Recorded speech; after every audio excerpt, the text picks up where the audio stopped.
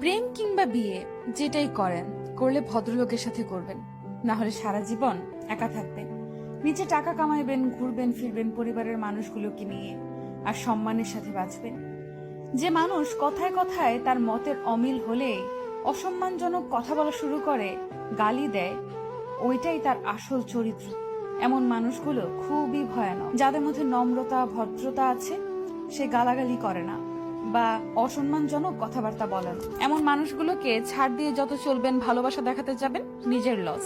এরা আপনাকে মানসিক রোগী বানানো ছাড়া কিছুই দিতে পারবে না।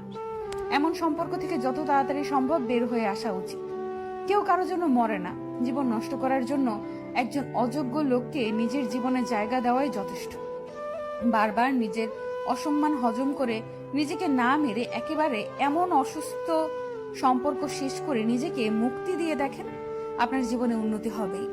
একজন সাপোর্টিভ সঙ্গী পাওয়া ভাগ্যের ব্যাপার। যে মানুষের মাঝে ভদ্রতা আছে, তারা তাদের দায়িত্ববোধ সম্পর্কে জানে। তারা অন্যের জীবন নিজের নিয়ন্ত্রণে আনার জন্য মরিয়া হয় না।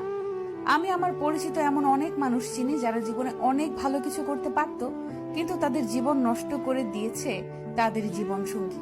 আবার এমন অনেক মানুষ দেখেছি যারা জেনে শুনে ভুল মানুষের প্রতি ইমোশনাল হয়ে নিজের ক্ষতি ডেকে আনছে।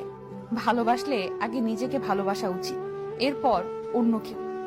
ভালোবাসা যদি ভালো থাকাই কেড়ে নেয়, এমন ভালোবাসা দিয়ে কি করবেন? মানুষ চোখের জলের মূল্য ততদিন বোঝে না যতদিন না সেটা তার নিজ চোখ দিয়ে বের হয়। ভালোবাসাকে বলা যায় না, শুয়ে থাকা যায় না, ভুলে থাকা যায় না, ফেলে দেওয়া যায়।